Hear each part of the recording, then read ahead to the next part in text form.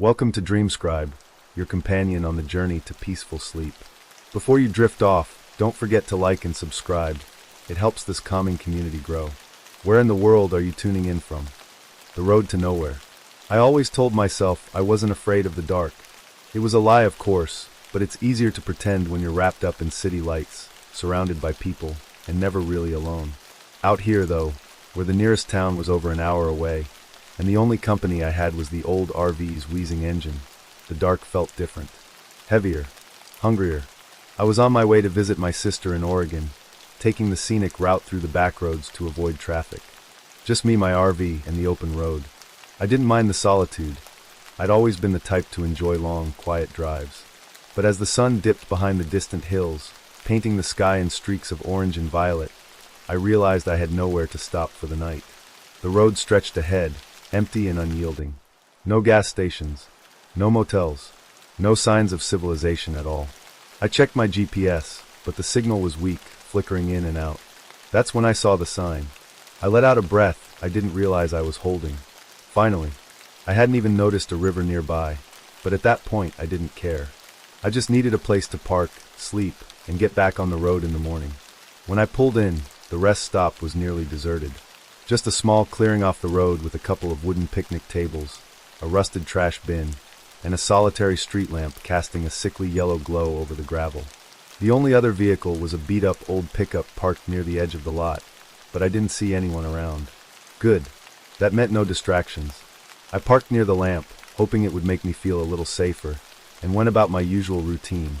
Locked the doors, checked the windows, and made sure my keys were within reach. Years of solo traveling had made me cautious.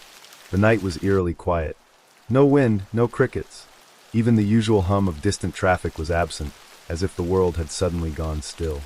I tried not to let it get to me. After heating up a can of soup and scrolling through my phone, which still had zero signal, I climbed into my bunk, letting exhaustion take over. Then, at exactly midnight, I heard it. Tap, tap, tap. A light, rhythmic tapping against one of the windows. I froze. It was soft, almost polite, like someone gently knocking to get my attention. Tap, tap, tap. 3 times. A perfect, steady rhythm. My heart thudded in my chest. I turned my head toward the window, half expecting to see a stray branch or a curious animal. But there weren't any trees close enough. And I knew that sound. It wasn't random. Someone or something was tapping. I swallowed hard, my mouth suddenly dry. Reaching for my phone, I turned on the flashlight and hesitated before shining it at the window. Nothing. The tapping had stopped the moment I moved. I let out a shaky laugh. Maybe I was just overtired. Maybe it had been my imagination. I turned off the light and settled back down. Then, tap, tap, tap. Closer this time, right against the glass. A chill ran through me, prickling the back of my neck. I forced myself to sit up, my pulse hammering. Who would be messing with me this late at night?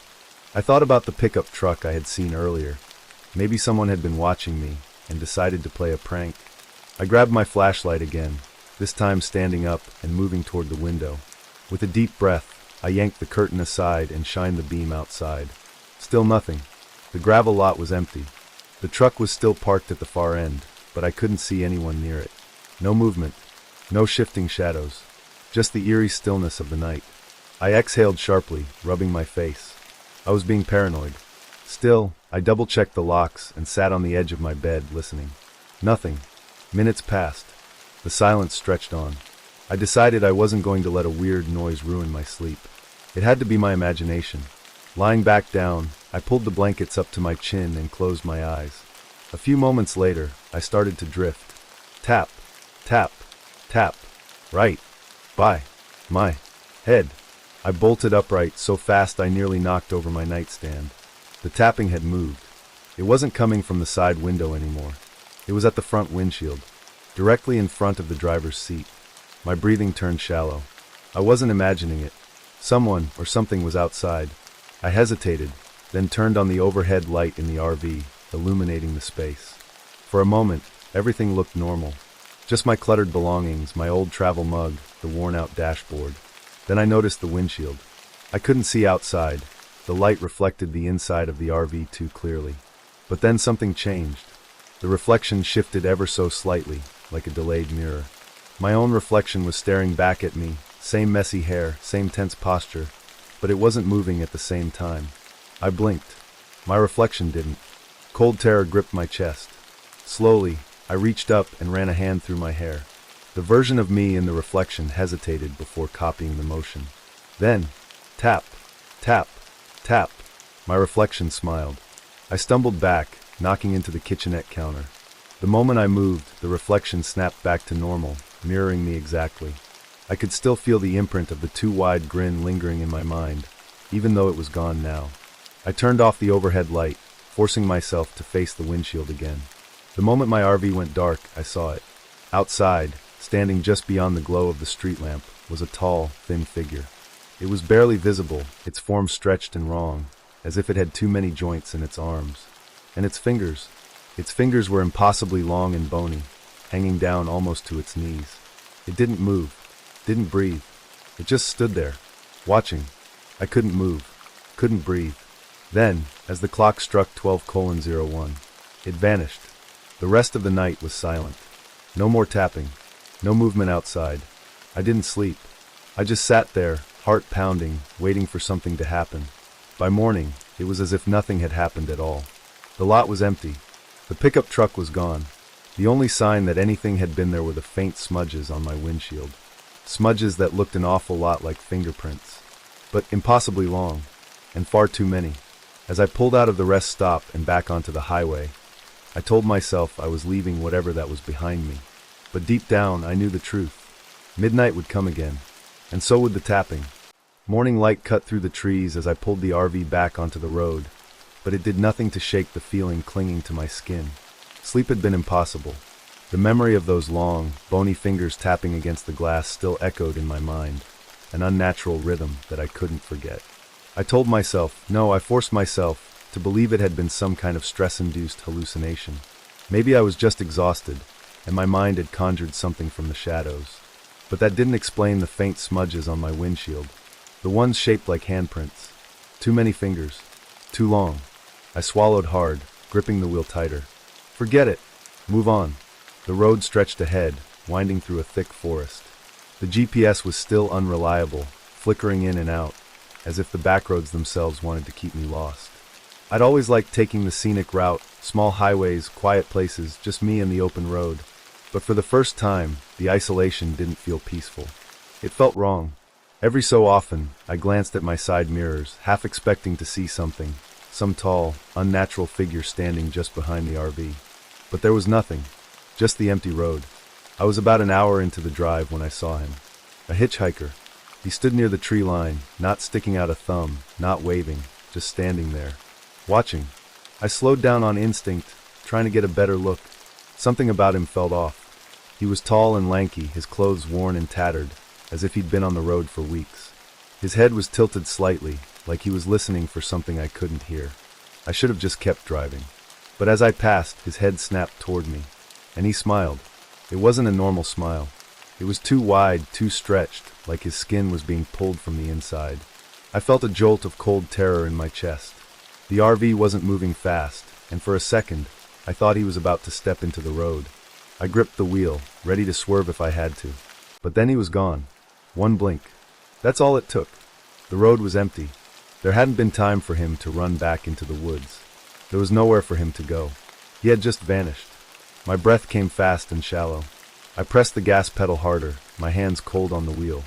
The sun hung low by the time I found another rest stop, a tiny, forgotten-looking parking lot near a dried-up riverbed. Just a single street lamp buzzing with dying light, flickering like it was barely holding on. I didn't have much choice. I was too exhausted to keep driving through the night. I pulled in, killed the engine, and sat in the silence. The air was thick and stagnant, like the woods were holding their breath. Then, I saw something scratched into the wooden post beside the picnic table, carved deep into the wood, like someone had desperately wanted to leave a warning. Do not look at the windows after midnight. I felt my stomach twist. Midnight, the same time the tapping had started the night before. A rush of cold washed over me.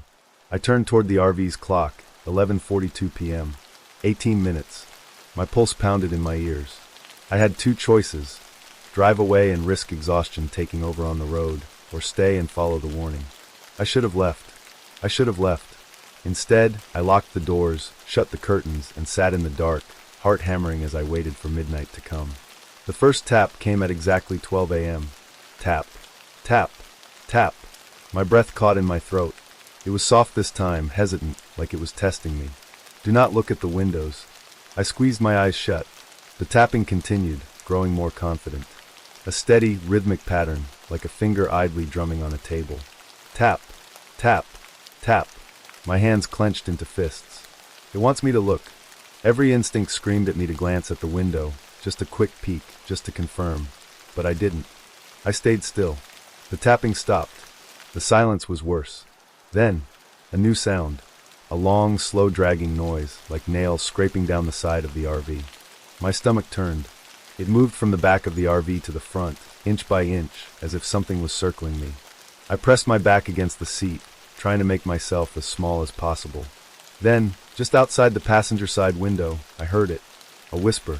Low, raspy, impossible to understand. It was so close. Then, the door handle twitched. I snapped my head down, watching in horror as it jerked slightly like something was testing it. Do not look at the windows. I bit my lips so hard I tasted blood. The handle twitched again. Then it stopped. I didn't move. Didn't breathe. Seconds stretched into eternity. Then, from the other side of the RV, tap, tap, tap. I felt something shift in the air. A presence. It was inside. I didn't know how. I didn't hear a door open, didn't feel the RV shake, but I could sense it. Something was here with me. A thick, suffocating presence in the darkness, pressing in from all sides. I didn't dare move. Then from the shadows I heard it. A slow, rattling breath. Right. Behind. Me. My entire body went stiff. The air turned ice cold, freezing the sweat on my skin. I could feel it leaning close. Watching. Waiting. I gripped the steering wheel, my knuckles white. Then, the breath moved, sliding around me, hovering near my ear. I clenched my teeth, forcing myself not to turn my head. The whisper came again. Low. Garbled. Wrong. I couldn't understand the words, but they slithered into my brain, filling me with a horrible, suffocating dread. It was speaking to me. Then, the whisper turned into a laugh. A horrible, dry chuckle that sent ice down my spine. I squeezed my eyes shut. Do not look. Do not look. Then, as suddenly as it had come, it was gone. I don't remember falling asleep. But I must have, because when I opened my eyes, the sun was up. Everything looked normal. No scratches. No handprints. Just silence. I felt empty, like something had been taken from me in the night. I didn't question it. I just started the RV and drove away, never looking back. But as I glanced at the clock on the dashboard, a final chill ran through me. It wasn't 6 a.m. like I expected. It was still 12 a.m. Midnight had never ended. And I knew, somewhere out there, in the places where the roads are too quiet, the tapping would start again. A hollow feeling. I didn't talk about what happened the night before. Not to myself. Not to anyone. The rule had been clear. Do not look at the windows after midnight. I had obeyed. And somehow, I had made it through the night. But the emptiness I woke up with, the eerie lack of emotion, had left something rotting in my mind. As if some part of me had been scooped out and replaced with silence. I kept driving, trying to push past the thick, unnatural haze pressing in on my thoughts. The RV moved smoothly over the cracked highway, but I had no sense of distance. No sense of time. My stomach was empty, but I didn't feel hunger. My hands were cold, but I didn't feel cold. I just existed, and somewhere in the back of my skull, I could still hear it. Tap, tap, tap. I stopped at a diner in a nowhere town. The kind of place where the only gas station had a handwritten sign for unleaded prices, and the roads didn't have real street names, just numbers that didn't seem to go in order. Inside, the air smelled like burnt coffee and syrup. A neon open sign buzzed faintly in the window. I slid into a booth, trying to shake the numbness from my limbs. The waitress, a woman in her 50s with tired eyes, poured me a cup of coffee without asking. Long drive? She asked, voice low and knowing. I nodded, wrapping my fingers around the warm ceramic. Something like that. She hesitated. Then, after a moment, she sighed. You sure you're okay? I forced a smile. Yeah, just tired. She didn't look convinced. Then she glanced toward the RV parked outside, eyes narrowing slightly. You came from the north? She asked carefully. I frowned. Yeah, I guess. Why? She didn't answer. Instead, she reached into the pocket of her apron and pulled out a folded piece of paper. She hesitated for a moment, then slid it across the table toward me. I picked it up, unfolding it slowly. My hands went cold. It was a newspaper clipping. The photo was grainy and old, but I could make out the shape of an RV. The article's headline sent a sickening wave through my stomach. Vanished without a trace. Local man last seen at midnight in isolated RV stop. My eyes darted to the date. It was from 1987. The waitress shifted uncomfortably. He was on the same road as you, she said. Stopped at one of those empty lots near the woods. My throat tightened. I wanted to ask more. I wanted to know what they had found. But I didn't. Because in the picture, just barely visible in the RV's fogged-up window, were the outlines of fingers. I left the diner without finishing my coffee. The sky outside had dimmed into a dull, colorless gray, the air unnaturally still. I drove in silence. The radio was off. The GPS screen was a blank void. And then, a burst of static. The radio clicked on by itself. A low, garbled voice bled through the speakers, too distorted to make out. My stomach turned. I reached out, fingers hovering over the dial, but before I could switch it off, the static cut out abruptly, and a single, clear sentence whispered through the speakers. You should have looked. My entire body went cold. The voice was mine. I slammed my hand against the radio, killing the sound. For several long minutes, I just sat there, heart pounding, trying to catch my breath. But something had changed. The RV felt wrong, like it wasn't mine anymore. I tried not to look at the mirrors, tried not to glance at the windows, but something was there. A shape, a shadow, just at the edge of my vision. When I stopped for gas, I caught a glimpse of my reflection in the RV's side mirror, and my breath stalled in my throat. There were hands pressed against the glass inside the RV. Long, bony fingers, stretched unnaturally wide. But I was alone. Wasn't I? I forced myself to turn around, but there was nothing. Nothing inside. Nothing outside. But when I turned back to the mirror, the hands were closer, and this time they were moving. I left the pump running and jumped back into the RV, peeling out of the gas station so fast my tires screamed against the pavement. I didn't stop driving until I was deep into the night. The road was pitch black, lined with endless trees that looked like twisting silhouettes against the dark sky. I forced myself to keep my eyes forward, and then, in my peripheral vision, I saw it. A window. At first, I thought it was just the reflection of the windshield. But it wasn't. There was a new window. A small, rectangular one that hadn't been there before. It was right at my side, and through it, I saw a shape. A thin, emaciated figure sitting inside the RV. Its head was tilted slightly. Its face was obscured by darkness. But its fingers were visible, pressed against the glass. Tapping. Tap. Tap. Tap. I clenched the wheel, my breath coming in short gasps. I didn't look directly at it. I couldn't. The tapping grew louder, more insistent. Then, the door handle rattled. I slammed the brakes. The RV jerked violently, skidding across the road. My heart pounded as I struggled to keep it steady. Then silence.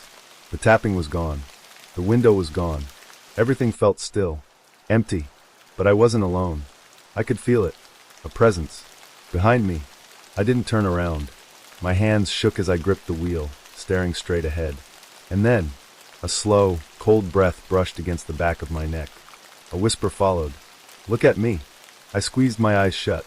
Look at me. I let out a shaky breath. Then, in the reflection of the windshield, I saw it. A figure too tall, too thin, standing right behind me. Its head tilted, fingers twitching. And its face was my own. The last thing I heard was a single rhythmic sound. Tap, tap, tap. I should have run. I should have grabbed my keys, thrown the RV into drive, and never looked back. But I didn't, because I couldn't move. The tapping had stopped, but the silence was worse. It was thick, pressing in on me like a weighted blanket soaked in ice water. The air felt dense, wrong, full of something that wasn't supposed to exist. I stayed frozen in the driver's seat, my breath coming in shallow gasps. Don't look at the windows. I squeezed my eyes shut. Don't look. But then, the RV started rocking. A deep, groaning creak ran through the frame, like something heavy was shifting its weight on the roof. My stomach twisted as I gripped the wheel tighter. And then directly above me, tap, tap, tap. The sound sent a violent shudder through my entire body. It was above me. It was on the roof. A slow, deliberate tapping, the rhythm mocking me. I didn't want to look, but something deep in my brain, the part of me that still thought it could understand this, made me do it anyway. I tipped my head back, and through the skylight I saw it. The fingers, long, bony, impossibly thin, pressing against the glass. Tapping. I choked on a scream and scrambled backward, my heart slamming against my ribs. The tapping stopped for a second, just long enough for me to hear something else. Breathing. Not mine. Something slow and ragged. Something watching me. Then, bang. The entire skylight shuddered. A long crack shot through the glass like a spiderweb. Bang. Bang. Bang. It was trying to get in. I didn't think, I just moved. I lunged for the door, fumbling with the lock, my fingers slick with sweat. The RV shook violently as I yanked the handle, my breath coming in frantic bursts. Then, just as I wrenched the door open, the tapping started again. But this time, it was inside, right behind me. I didn't turn around. I couldn't. The only thing my brain could process was one absolute truth. If I turned around, I wouldn't survive. I dove out of the RV. My feet hit the dirt, knees buckling beneath me. I barely caught myself, my palms scraping against jagged gravel. I sucked in a sharp breath, my lungs burning. And then, a shadow passed over me. I snapped my head up, just in time to see something slip away from the skylight. A blur of movement. Too fast. Too wrong. The roof creaked. Then silence. My body screamed at me to keep running. But my mind, the broken, terrified part of it, was stuck on something even worse. The tapping hadn't stopped. It had just moved. The RV's windows were lined up against the side of the vehicle, reflecting the pitch-black trees behind me. And in each one, there were fingers. Dozens. Pressed against the glass from inside. Tapping. I stumbled backward, my breath jagged. Then, the RV's lights went out. Darkness swallowed everything, the shadows stretching unnaturally long. The trees felt too close now, like they had shifted inward when I wasn't looking.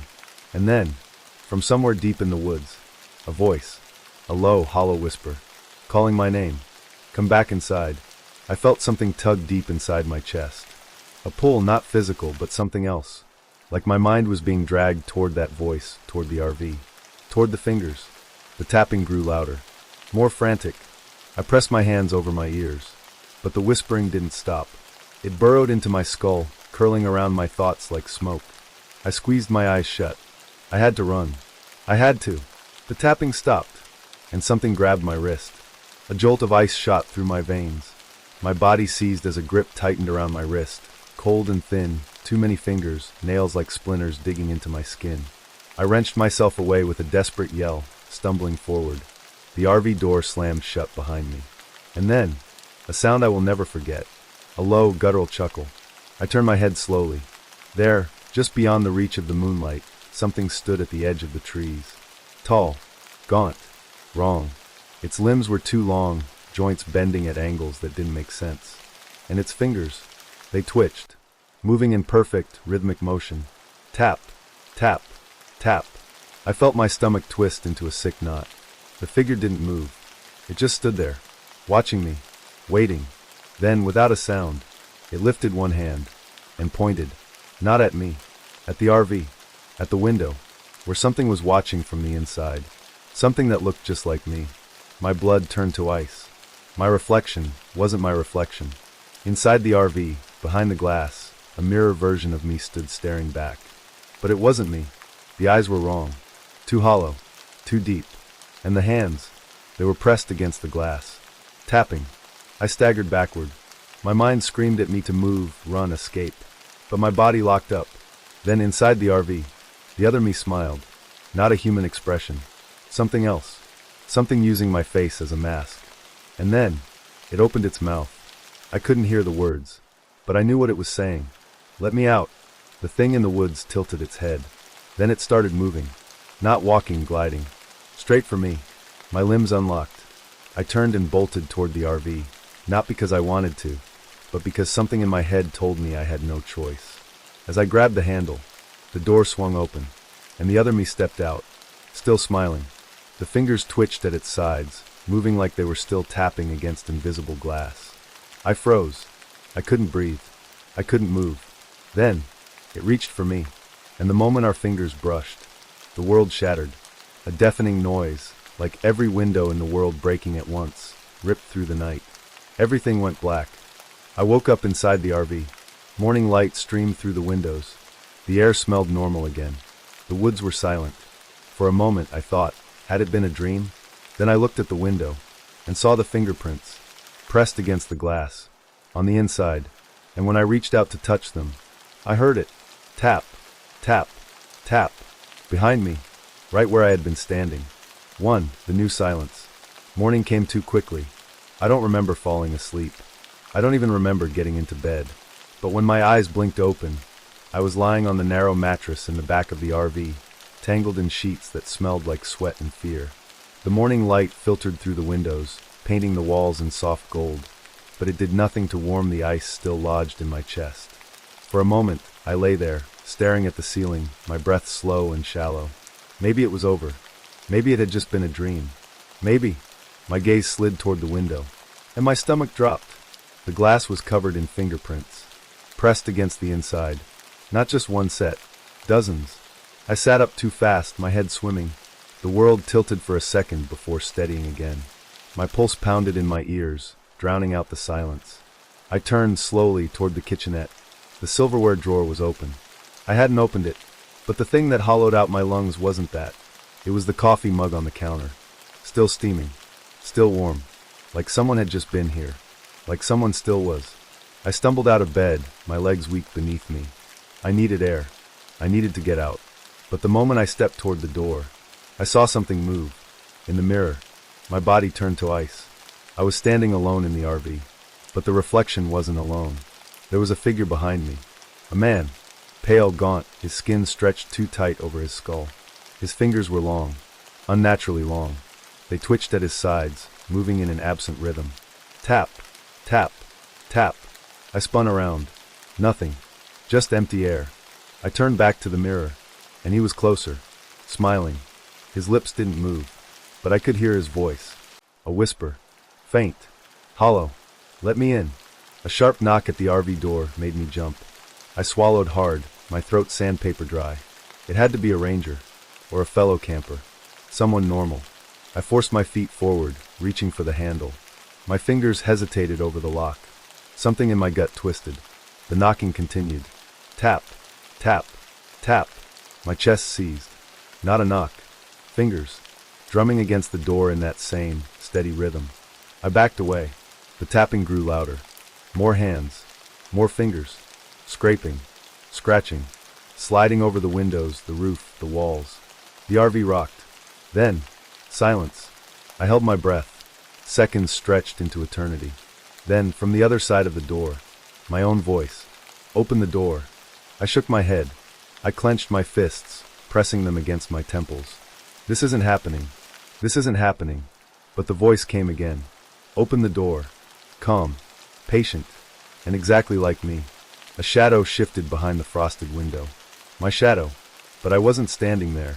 My hands trembled as I grabbed a kitchen knife from the counter. A useless gesture, but I needed something, anything to hold on to. The shadow didn't move. Then, a soft click. The door unlocked. On its own. The handle turned. Slow. Deliberate. The door swung open. And I was standing there. Me. Same clothes. Same face. But not me. The eyes were too deep. The skin was too smooth. The fingers, they twitched at the sides, still tapping. And the smile. Too wide. Too knowing. It stepped inside. And I took a step back. It took another step forward. I took another step back. We moved in sync, like a reflection breaking free from glass. It stopped in the center of the RV, tilting its head. Then, in my voice, "You've been inside too long." It smiled wider. It's my turn now. Something cold and invisible clamped around my throat. I couldn't breathe. I couldn't move. The thing that looked like me tilted its head again, like it was waiting. Then, it reached out and touched my forehead. My vision shattered, like glass breaking in my skull.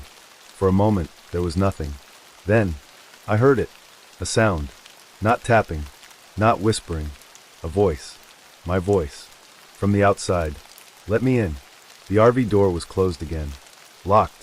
From the inside.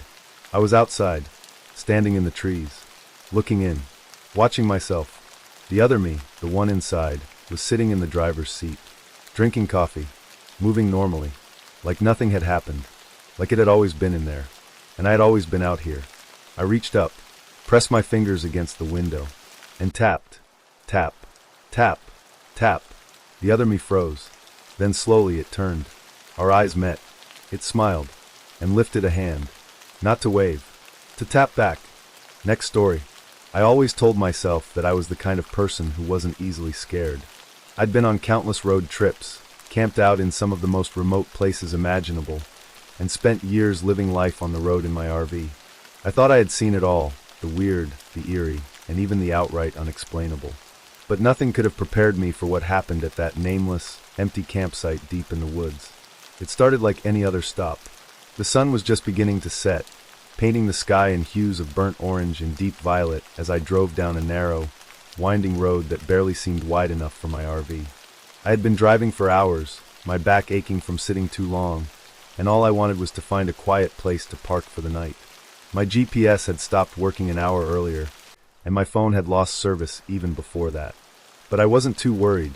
My instincts were good, and I had a knack for finding decent camping spots even in unfamiliar territory.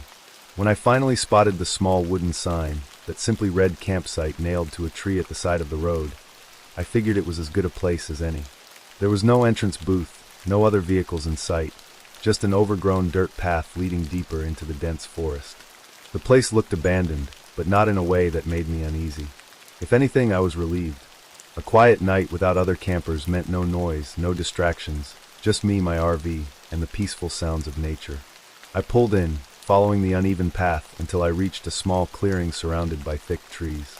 The air was cool, and the scent of damp earth and pine filled my lungs as I stepped out of the RV.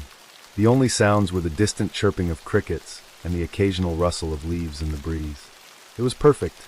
I went through my usual routine, locking up the RV, checking the area for any signs of wildlife, and setting up my small fire pit a few feet away from the vehicle. It wasn't long before I had a modest fire going, crackling softly as I sat in my folding chair and stretched my legs. That's when I noticed it. At first, I thought my eyes were playing tricks on me. Just beyond the reach of the firelight, nestled between the dark trunks of the trees, stood a figure. It didn't move. I blinked, adjusting my eyes to the dim lighting, expecting to see the shape resolve itself into a tree or a strange shadow. But it didn't. The figure remained, a tall, humanoid shape standing perfectly still just beyond the tree line. A chill ran down my spine, but I forced myself to stay rational. Maybe it was a trick of the light, or maybe someone else was camping nearby and had wandered a little too close. "Hey!" I called out, my voice cutting through the quiet night. Didn't mean to intrude, just passing through. "You camping here too?" Silence. The figure didn't respond. It didn't shift, didn't even seem to breathe. The fire crackled behind me, and the shadows flickered against the trees, but the figure remained exactly where it was, watching. I felt my pulse quicken, but I wasn't ready to panic just yet. Maybe whoever it was hadn't heard me. Maybe they were just as surprised to see me as I was to see them. I stood up slowly, trying to make myself seem non-threatening. "Hey, I don't mind sharing the spot if you're staying here too." I tried again, taking a hesitant step closer. Nothing. No movement, no sound. My stomach twisted. Something about this wasn't right. If it was a person, why weren't they saying anything? If they were lost or needed help, wouldn't they call out? I took another step forward, but the moment I did, the fire behind me flared unnaturally high, sending a burst of sparks into the night air. I stumbled back, startled, and when I looked up again, the figure was gone. My breath caught in my throat. I scanned the trees, my eyes darting from shadow to shadow, but there was nothing. No sound of footsteps retreating, no rustling of branches, just the silent forest swallowing whatever had been standing there moments ago. A cold wave of unease settled over me. I tried to shake it off, telling myself that I was just tired, that I had imagined it, or that it had been a deer standing at an odd angle. But deep down, I knew that wasn't true. The fire had burned down slightly, flickering weakly in the breeze, and I decided that I had had enough for the night. I quickly kicked dirt over the flames, snuffing them out before retreating into the safety of my RV. Locking the doors behind me, I let out a slow breath and tried to steady my nerves. It was nothing, I told myself, just an overactive imagination. Still, as I climbed into bed and pulled the blankets up to my chin, I couldn't shake the feeling that I wasn't alone. I tried to sleep, but every sound outside made my body tense. The whispering wind, the shifting branches. I swore I could hear the faintest sound of breathing just beyond the thin walls of my RV. Then, sometime in the dead of night, I woke up to an awful realization. I wasn't imagining it. Someone, or something, was out there, watching, waiting, and it wasn't going to leave. The first night had been unsettling, but not enough to make me pack up and leave. After all, the figure standing in the woods could have been a trick of the mind, a shadow from the fire, or maybe even a tree that just looked eerily humanoid in the dark. That was what I told myself as I crawled into the sleeping bag inside the RV. I had traveled too far to let an overactive imagination ruin the trip, but as the hours crept on, I couldn't shake the feeling of being watched. Every time I drifted into a light sleep, I'd jolt awake, my ears straining for a sound, something beyond the gentle crackling of the dying fire and the distant hoot of an owl. It wasn't just paranoia, it was instinct, a primal warning that I wasn't alone out there. The next morning, I forced myself to laugh at my fear. The bright daylight painted everything in a much friendlier tone. The dense trees no longer felt suffocating, and the clearing where I had parked the RV looked like something out of a nature magazine, serene, untouched. My unease from the night before now seemed ridiculous. I made a fresh pot of coffee on my portable stove, determined to enjoy the peace I had been craving. That was until I noticed something strange near the edge of the clearing. Footprints. Not mine. They were imprinted in the damp soil just beyond my RV, leading toward the forest. The strangest part? They weren't spaced like normal walking strides. Instead, they seemed to stop and start at odd intervals, almost as if whoever, or whatever, had made them had been standing still for long periods, only to move a few steps before stopping again. My stomach clenched. I bent down, pressing my fingers against the indentations in the soil. They were deep, meaning whoever left them was either heavy or standing in place for a long time. I looked up toward the woods, scanning for movement. Nothing, just the quiet rustling of leaves in the morning breeze. Maybe it was an animal, I muttered to myself, trying to suppress the discomfort curling in my chest. But I knew better. These weren't animal tracks. They were shaped like bare human feet. I shook my head, forcing myself to let it go. Maybe a hiker had wandered through. Or maybe I had left them there last night and just didn't remember. It wasn't a big deal. Yet I couldn't help but glance toward the tree line every few minutes. I decided to stay busy for the rest of the day. Hiking through the woods had always been one of my favorite pastimes, so I figured getting out and exploring would take my mind off things. I followed a narrow trail that twisted deeper into the forest, enjoying the fresh air and the feeling of movement. But something felt off. The further I went, the quieter the woods became. At first, I chalked it up to being deep in nature, but then I realized the birds had stopped singing. The usual forest chatter, chirping, distant rustling, the hum of insects was absent. It was as if the world had gone mute. A heavy pressure settled in my chest. I looked around, suddenly feeling exposed, vulnerable. The trees loomed tall, their canopies thick enough to block out most of the sunlight. I turned back, retracing my steps toward camp, my pace quicker than before. The silence followed me, an invisible weight pressing down on my shoulders. By the time I made it back to the RV, the air was still eerily quiet. The only sound was my own breathing, uneven and ragged. That night, I made sure the RV was locked up tight. I left the small kitchen light on inside, just in case. I didn't want to admit it, but I was scared. I laid down on the small bed, pulling the blanket up to my chest. Just as I started drifting off, there was a sound. A rustling outside. My breath hitched. I stayed perfectly still, straining to listen. The sound came again, soft, deliberate movement just beyond the RV. Footsteps. They circled slowly around the vehicle. My pulse pounded in my ears. Someone was out there. I reached for the flashlight on my nightstand, gripping it tightly. I wanted to believe it was an animal, but deep down I knew better. The steps were too precise, too human. Then came the worst part. A shadow passed by the small window beside me. My heart stopped. I squeezed my eyes shut, willing myself not to breathe too loudly. I didn't want whoever, or whatever, it was to know I was awake. The footsteps stopped. Then a long silence. I counted the seconds in my head, gripping the flashlight like a lifeline. 5, 10, 15. Then suddenly, 3 slow, deliberate knocks on the RV door. I swallowed hard, my throat dry as sandpaper. I didn't move, didn't even blink. The knocking came again, this time louder. Knock, knock, knock. It wasn't random. It was rhythmic, intentional. I reached out with a shaking hand, grabbing my phone. I had no signal, no way to call for help. The knocking continued. Then, after what felt like an eternity, it stopped. I stayed frozen, waiting, listening. Silence. I don't know how long I lay there, my whole body tense, waiting for another sound. But it never came. Eventually, exhaustion won over fear, and I drifted into a restless sleep. The next morning, I hesitated before opening the RV door. My hand hovered over the latch, my stomach twisted into knots. I forced myself to look outside. The ground in front of the RV was covered in footprints. Bare, human footprints. But here's the part that made my blood run cold. There was only one set of prints, and they led into the woods, but never came back out. I should have left then and there, packed up and driven as fast as I could, not stopping until I was miles away from that place. But fear does strange things to the mind. It makes you doubt yourself. It makes you rationalize. So, like an idiot, I convinced myself it was all just a misunderstanding. Maybe I had been half asleep and imagined the knocking. Maybe the footprints had been there before, and I just hadn't noticed them. Maybe the silence in the woods was just nature being unpredictable. I told myself all these things, trying to make sense of the situation. But deep down, I knew something was wrong. That day, I avoided going too deep into the woods. I stayed near the RV, trying to enjoy the daylight. But no matter what I did, the feeling of being watched never went away. By late afternoon, I decided enough was enough. I was leaving first thing in the morning.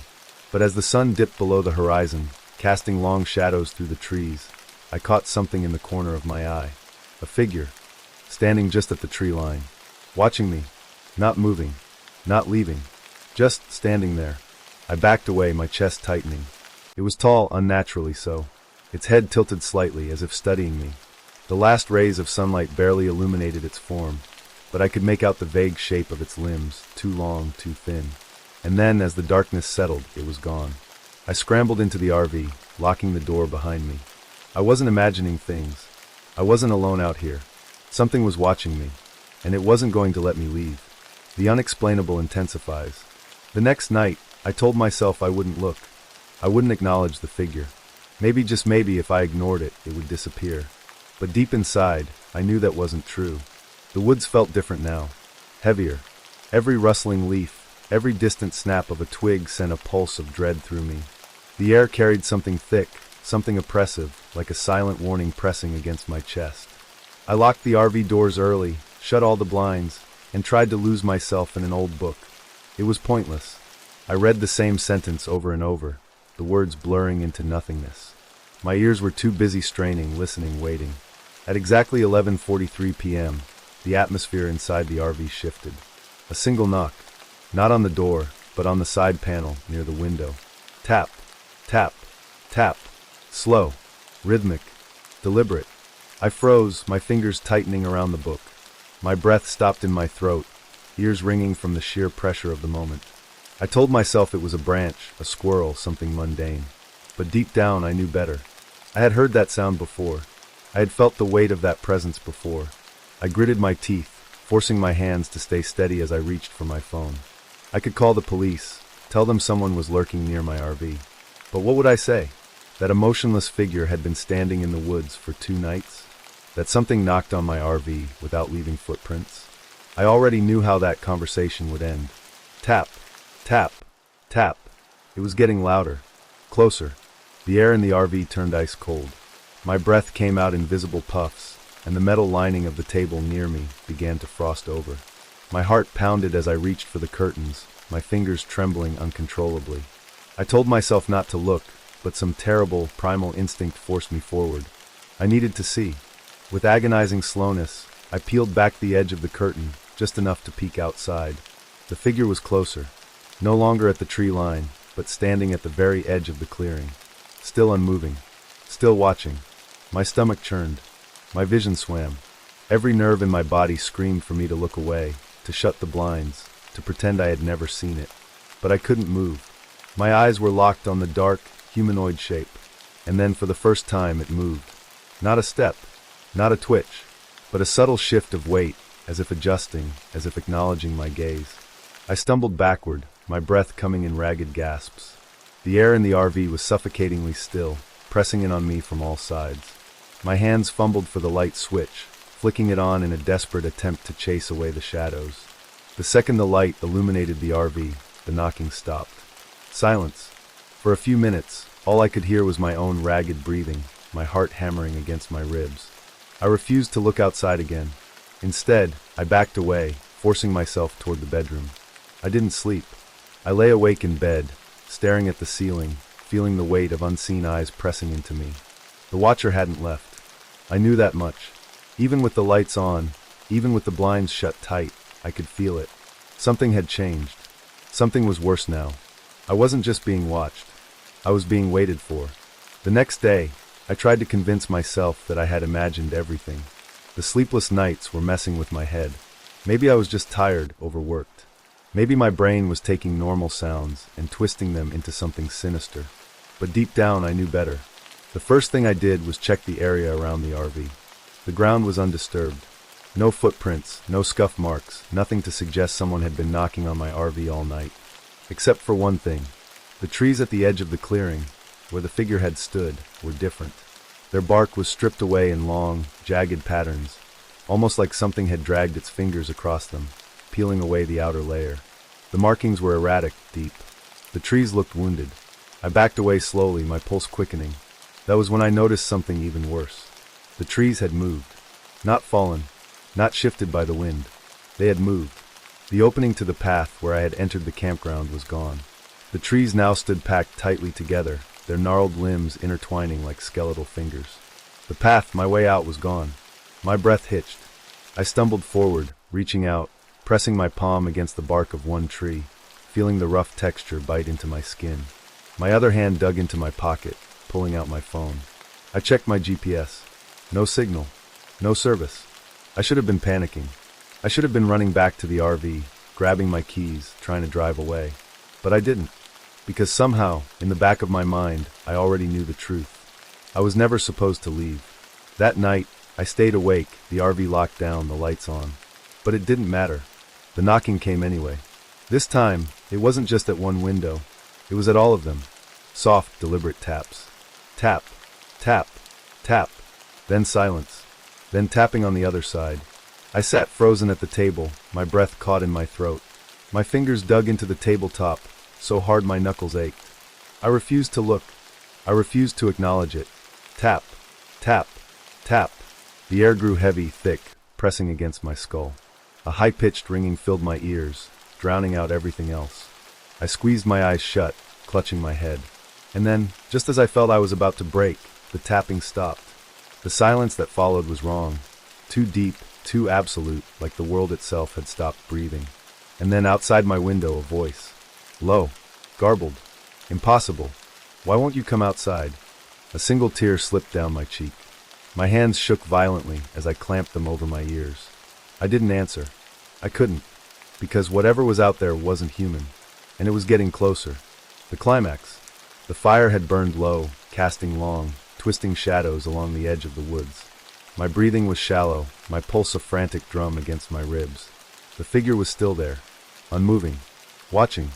I had been staring at it for what felt like hours, unable to look away for more than a few seconds at a time. Every instinct in my body screamed at me to run, but where? I was in the middle of nowhere. The road we had driven down was a single dirt path, miles from any real civilization. And what if I ran? Would it follow? Was it waiting for me to make a move? I tightened my grip on the rusted hatchet I had found under the RV's storage compartment earlier. My hands were slick with sweat. The figure stood at the very edge of the tree-line, its outline barely distinguishable against the blackness of the woods. It was tall, unnaturally tall, with limbs that seemed just a little too long. Its head tilted slightly, like it was curious, like it was listening. Suddenly, something shifted in the woods behind it. A branch snapped, and I nearly jumped out of my skin. My breath hitched as I strained my eyes against the dark. There was something else in there. More than one. I felt my knees tremble as I turned to wake Rachel. She was still curled up in the passenger seat of the RV, wrapped in a blanket, her breathing slow and deep. I hesitated, my fingers hovering just above her shoulder. Waking her meant acknowledging that this was real, that something was out there. Then the tapping started again. Tap, tap, tap. It was coming from the rear window this time. A slow, deliberate rhythm. My heart stopped, a cold wave of terror washing over me. I turned my head, and there, just outside the back window, was another figure. No, not another. The same one. But how? My eyes darted back to the treeline, expecting the figure to still be there. But it wasn't. The moment I turned away, it had moved. I scrambled back, knocking over one of the camping chairs in my rush. The hatchet felt useless in my hands. Rachel stirred, mumbling something in her sleep. My fingers gripped her shoulder and shook her hard. "Rachel, wake up. Wake up now." Her eyes fluttered open, groggy and unfocused. "What?" Tap, tap, tap. This time, the sound came from the front windshield. Rachel sat up quickly, her breath catching in her throat. "What the hell was that?" I didn't answer. I couldn't.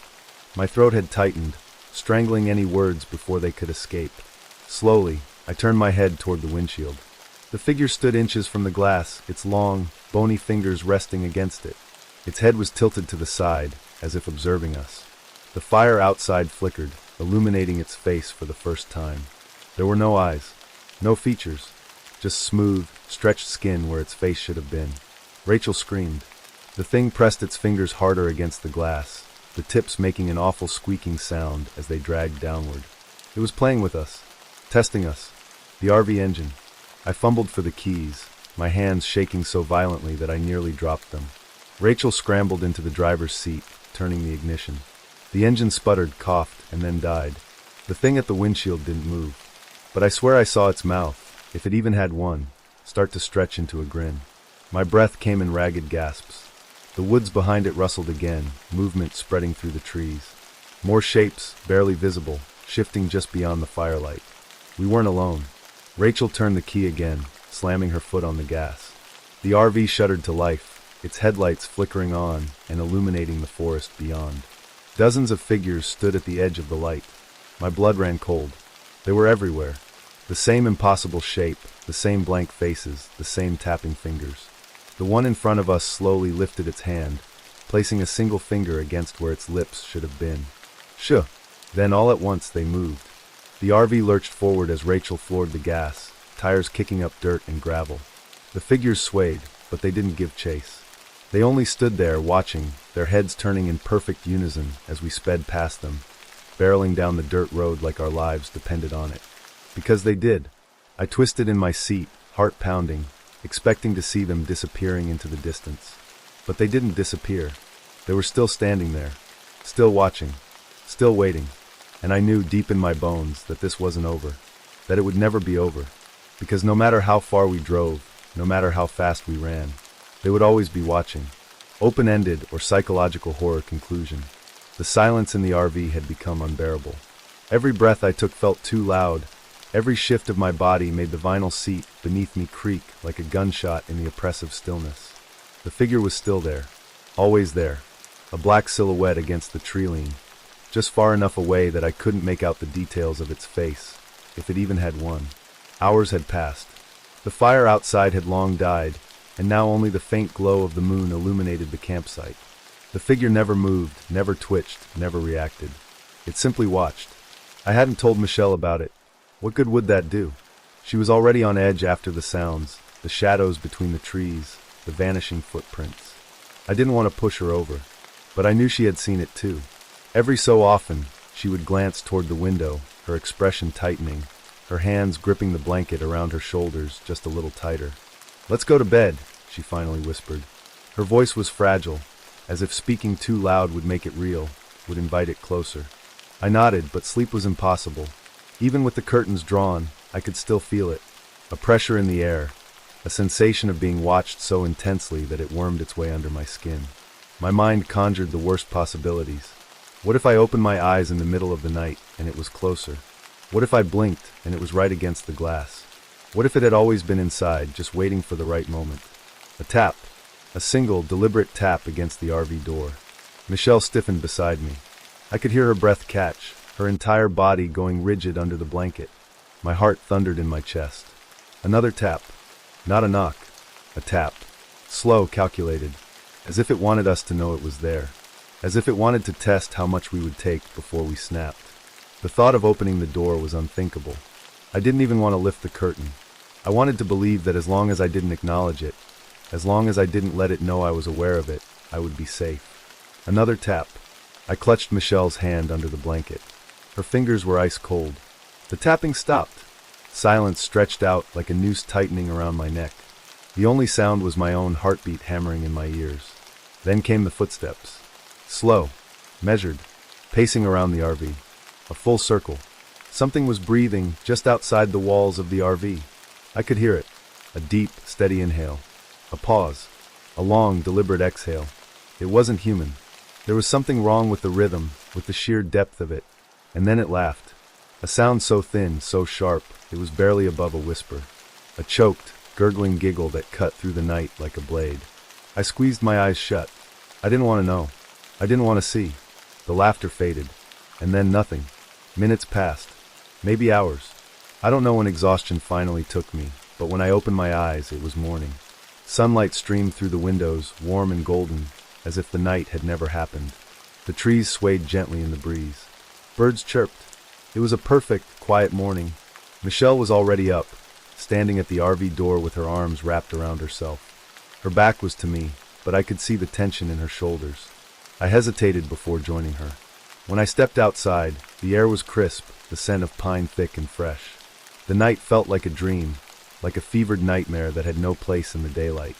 But then I saw the ground. Footprints.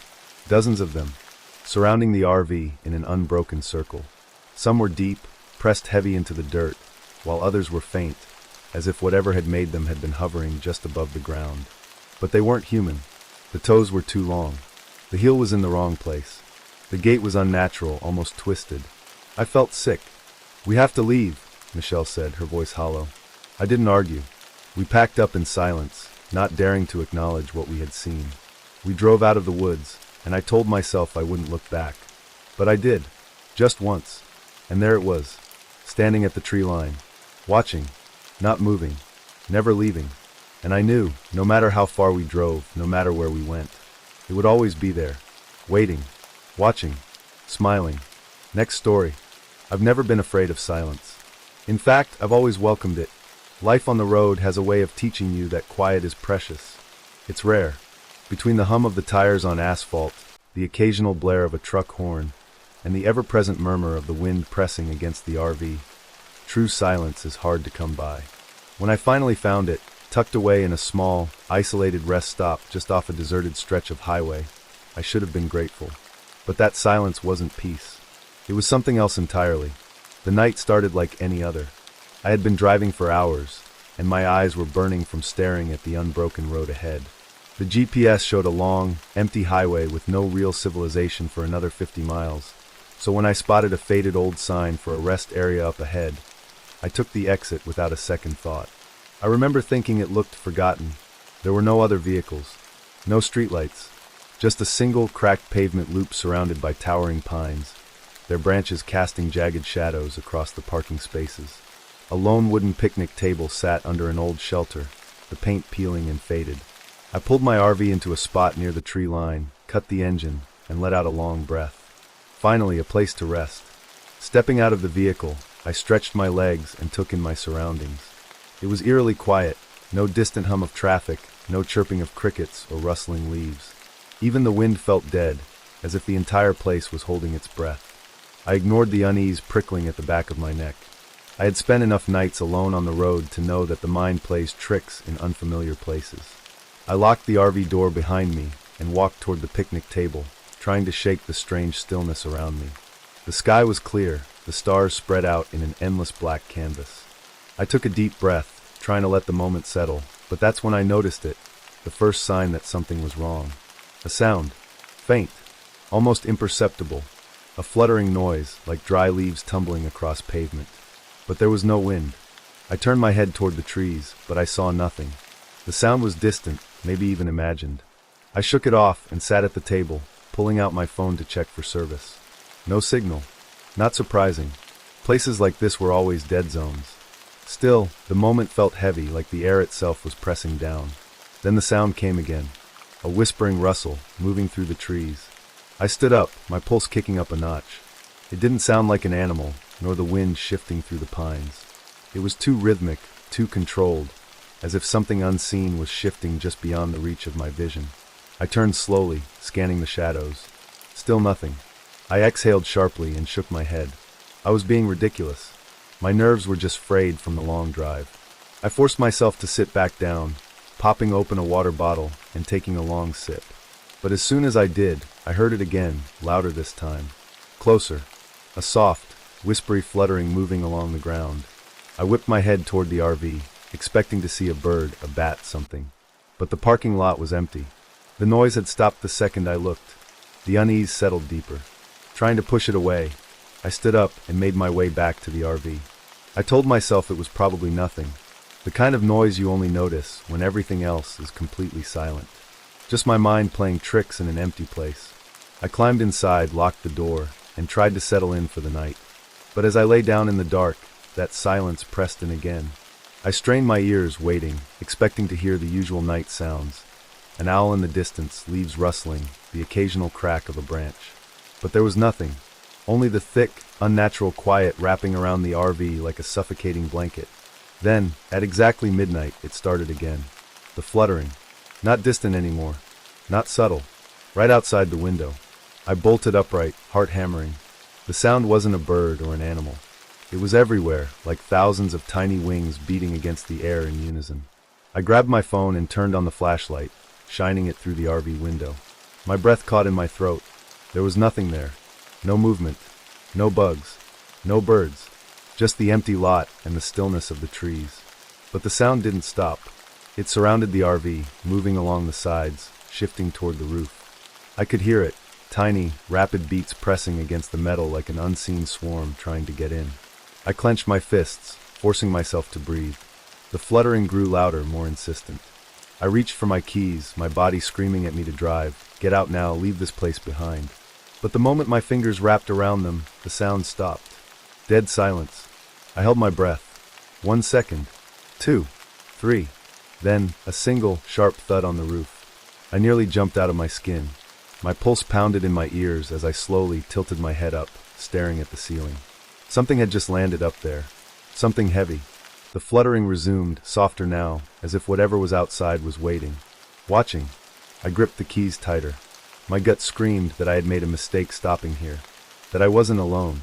That something unseen was moving through the air, pressing in from all sides. Then I heard the sound that broke me. A whisper. Not words. Not a voice. Just a breathy, rustling shift of something scraping against the RV door. I didn't wait to see what would happen next. My hands trembled as I jammed the key into the ignition, twisting it desperately. The engine roared to life, and without hesitation, I threw it into reverse and peeled out of that lot, gravel kicking up behind me. As I sped away, my heart pounding in my throat, I made the mistake of glancing in the rearview mirror. And for just a second, just a fleeting moment, I saw something in the darkness behind me. A shape, a shifting, swirling mass of movement, flitting through the air like a ghostly storm. Then it was gone. The road stretched ahead, empty and endless. But even as I drove, I could still hear it. A soft, distant fluttering. And I knew with sickening certainty that whatever had been at that rest stop, it hadn't stayed behind. The night stretched on in eerie silence, save for the occasional whisper of the wind against the RV's windows. The vast, empty stretch of desert beyond the campsite was barely visible in the dim glow of the moon. I had parked in what seemed like an ideal spot, isolated enough to enjoy the peace, but not so far from the main road that I'd feel truly alone. Or so I thought. At first, I chalked up the faint noises outside to the desert's natural inhabitants. Perhaps a coyote prowling in the distance or a few restless insects stirring in the brush. But then, just as I began to doze off, I heard it, a strange, almost imperceptible fluttering sound. It wasn't constant, just sporadic enough to be unnerving. I sat up in bed, holding my breath as I listened. The sound wasn't coming from any single direction. It was all around me, shifting in volume and intensity as though something unseen was moving through the air. My mind immediately went to a rational explanation. Wind catching loose debris, maybe? An odd echo bouncing off the metal body of the RV. I grabbed my flashlight and flicked it on, casting a beam across the window. Nothing. No movement, no insects swarming under the glow. Just the empty desert beyond, stretching into an inky black void. Still, a gnawing sense of unease settled in my stomach. I decided to step outside. It wasn't like me to be so easily rattled, and I told myself that actually seeing the world around me would help settle my nerves. The moment I opened the RV door, though, the sound intensified. A wave of tiny, fluttering wings seemed to surge past me, except there was nothing there. The hairs on my arms rose as I shone my flashlight into the night. The dry, cracked dirt of the campsite lay undisturbed, the sparse bushes swaying gently in the breeze. But the sound, oh the sound, seemed closer now, circling me. It was as if whatever was making it was watching me, waiting. I turned in a slow circle, scanning my surroundings, but the beam of my flashlight caught only the emptiness of the desert. Still, the fluttering continued. I felt something brush against my arm. It wasn't the wind. I spun around, heart hammering against my ribs, but there was still nothing. My breathing was ragged now, my skin crawling with the sensation of something unseen swarming, just beyond my reach. I stumbled back toward the RV, slamming the door shut behind me and locking it. The sound didn't fade. If anything, it grew louder. I pressed my ear against the door, listening. The fluttering was relentless now, surrounding the RV completely. My mind raced through explanations. Could it be bats? A freak migration of birds? But why couldn't I see anything? I pulled out my phone, intending to record the sound, but as soon as I hit the record button, the fluttering stopped. Dead silence. The sudden absence of noise was almost more terrifying than the sound itself. I hesitated, then slowly opened the blinds to peek outside. Nothing. Just as I was about to exhale in relief, my headlights flickered on. I hadn't touched the switch. The beams illuminated the barren stretch of land ahead, revealing a thick haze that hadn't been there before. It hung in the air, shifting unnaturally, almost as if it were alive. The fluttering returned in an instant, 1,000 invisible wings beating against the RV, the sound now deafening. I reached for the keys, planning to start the engine and get the hell out of there. My fingers trembled as I twisted the ignition. The RV roared to life, but just as I shifted into drive, the engine sputtered and stalled. And then, a shadow moved through the haze. I barely caught the glimpse of something just beyond the reach of my headlights. A shape, impossibly thin and elongated, shifting in the mist. My stomach lurched as the fluttering sound converged all at once, pressing against the RV like a living force. The entire vehicle trembled as if unseen hands were clawing at it, trying to get in. My breath came in short, shallow gasps as I fumbled to restart the engine. The moment my fingers touched the key, the noise cut out again. Silence. Heavy. Oppressive. I stayed frozen, gripping the wheel, my pulse hammering in my ears. And then, from the passenger side window, I heard it, a soft, deliberate tapping. 3 slow, rhythmic taps. I turned my head, heart slamming against my ribs.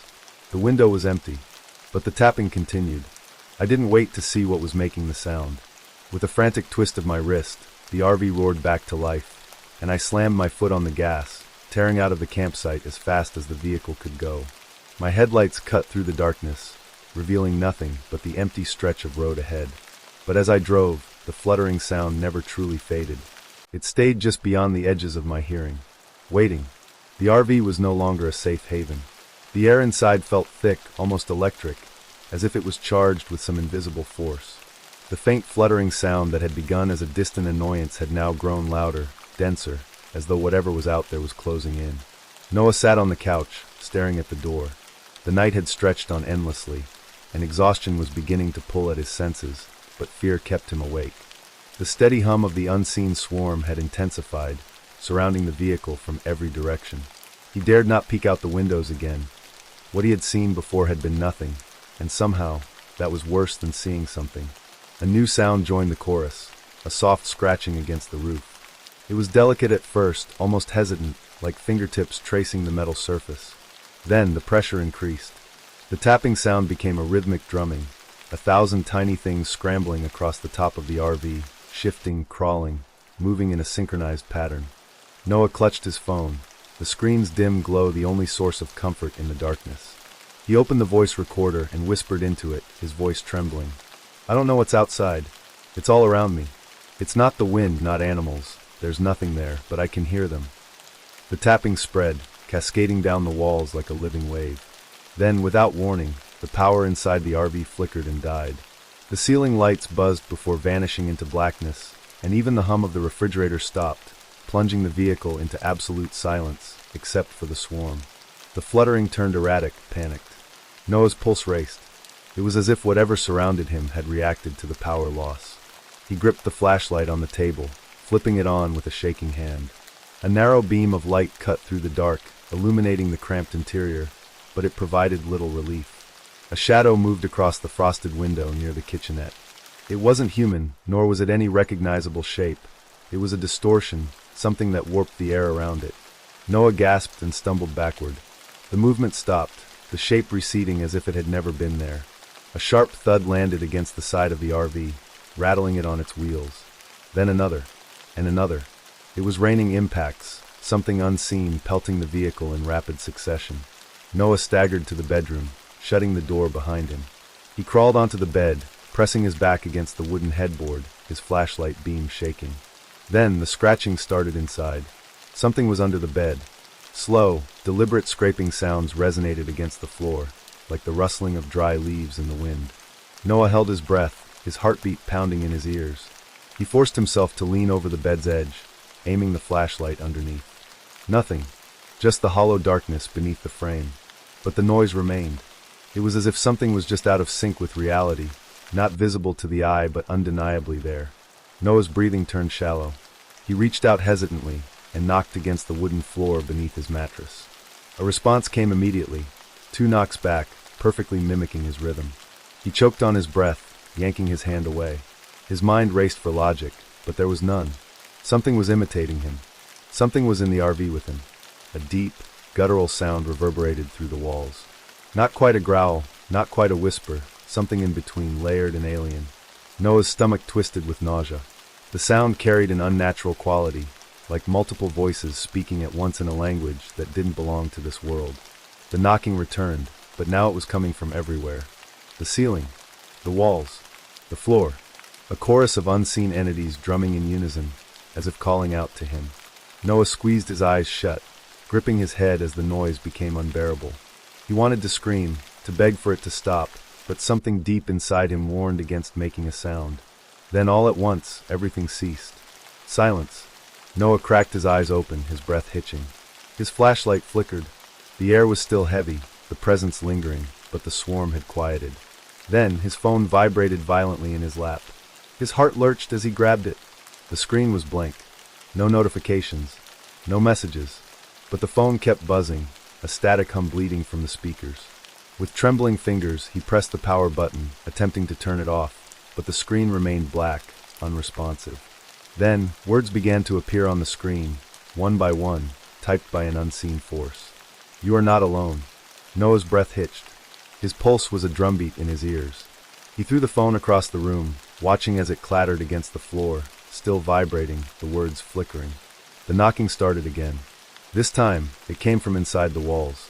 A realization struck him like a thunderclap. The swarm wasn't outside anymore. It was inside the RV. He barely had time to react before the walls around him began to pulse, as if something within them was breathing. The climax of the unseen swarm. The RV's interior had turned into a cage, trapping me inside with the relentless, whispering flutter of invisible wings. The sound pressed against my skull, thick and vibrating, like 1,000 unseen hands scraping at the fabric of my mind. I had tried everything, closing my eyes, covering my ears, even pressing my forehead against the cold metal of the RV walls, but nothing silenced the endless thrumming. My breath came shallow. My fingers clenched the flashlight in a death grip. The glow of the LED beam swept over the cramped space, illuminating every inch of the RV. But no matter how much I searched, there was nothing to see. No insects, no shadows, no movement, only the infernal noise. The walls trembled, not from an earthquake, but from something unseen shifting just beyond them. The air inside the RV felt thicker, as if I had been sealed inside a vacuum, the pressure tightening around me like a second skin. My ears popped, and for a brief moment, I dared to hope that the sound was finally fading. But then it changed. The fluttering, that dreadful, ceaseless noise, turned into something else. A whisper. No, a chorus of whispers. The words were indistinct, murmured just below the threshold of comprehension, but their intent was clear. They were calling me. I squeezed my eyes shut. "No," I whispered, my own voice barely audible. "No, no, no." A breeze, icy and unnatural, licked at my neck. I spun, the flashlight jerking wildly. The curtains near the kitchenette fluttered slightly, even though the windows were sealed. I felt it then, something shifting inside the RV, moving like an unseen tide, brushing against me with tendrils of unseen force. My heart hammered as my grip on the flashlight tightened. I had to get out. Now. I lunged for the door. My fingers fumbled over the latch, but just as I twisted the handle, the RV jolted. It felt as if something outside had struck it, sending a tremor through the entire frame. I staggered back, hitting the dinette table. My breath hitched as the whispers grew louder, more insistent. "Come out," I gasped. Those weren't just whispers anymore. That was a voice. "Come out." The words oozed into my ears, as though they had been whispered from just inches away. My skin crawled, and I whipped the flashlight toward the window, expecting, praying, to see nothing. But then I did see something. The glass of the window rippled, like water disturbed by an unseen hand. The reflection of the RV's interior shimmered and warped, distorting my own terrified face. And then, emerging from that liquid-like surface, came hands. No, not hands, legs. Insect legs. Long, thin, jagged. They twitched as if testing the air before more of them appeared. More and more. Too many. I screamed and stumbled back. The flashlight clattered to the floor, rolling until it cast eerie shadows across the ceiling. The walls groaned, flexing inward as though the entire RV was shrinking, being compressed by an external force. The whispers became a cacophony, not just calling me but laughing, giggling. The swarm wasn't outside anymore. It was inside. I felt them before I saw them. A tickling sensation at the base of my skull, like strands of cobwebs brushing against my skin. Then movement. Dozens, no hundreds, of tiny unseen things crawling over my arms, my legs, my throat. I clawed at myself, slapping, shaking, but there was nothing there. My body burned as if invisible needles were pricking every inch of my flesh. The air reeked of something metallic, sharp, and wrong. I needed out. I lunged again for the door, but my vision blurred. The world around me wavered, as if I were looking through a heat wave. My legs felt sluggish, as if the swarm had not just surrounded me but seeped inside me, weighing me down. The whispers turned into one voice now, deeper, raspier, barely human. "You see us now." With every ounce of strength left, I wrenched the door open. The outside air hit me like a slap, freezing against my sweat-soaked skin. I stumbled out into the darkness, collapsing onto the gravel. My lungs burned as I sucked in the cold night air. The silence was deafening. The swarm was gone. I looked back at the RV, expecting to see some sign of what had happened. But there was nothing. Just my old RV sitting under the moonlight, perfectly still, perfectly normal. Except for one thing. The window, the same one that had rippled like water, was gone. No shattered glass, no empty frame. Just smooth, unbroken metal where the window had once been, as if it had never existed in the first place. I didn't wait to question it. I didn't wait at all. I got in my RV, started the engine with shaking hands, and drove. Drove until the sky turned gray with morning. Drove until the whispers finally faded from my ears. But even now, as I sit here writing this, I know one thing for certain. They were never really gone. I still hear the fluttering, and I know they're waiting for me to stop running. A silence fell after the final violent lurch of the RV. The world outside was eerily still, as if the very fabric of reality had been sucked dry. My breath came in ragged gasps, my mind struggling to process what had just happened. My hands, slick with sweat, gripped the steering wheel so tightly that my knuckles turned white. The hum, the vibrations, the infernal fluttering gone. But in its absence was something far worse. A void, a nothingness so thick that it pressed against my eardrums. I turned slowly towards Sophie. Her face was drained of color, her pupils wide and unblinking. "Did it stop?" she whispered, barely able to push the words past her trembling lips. I wanted to nod, to give her some semblance of comfort, but something in the pit of my stomach told me the nightmare wasn't over. I swallowed hard, forcing my voice to work. I think so." Cautiously, I reached for the RV door. My fingers hesitated on the handle. What if opening it was the worst possible mistake? What if whatever had been outside was now inside? My skin crawled at the thought. The RV's interior was dim, the emergency lights casting eerie shadows across the walls. The air smelled different, thick, stale, almost like burnt hair. And beneath that, something metallic.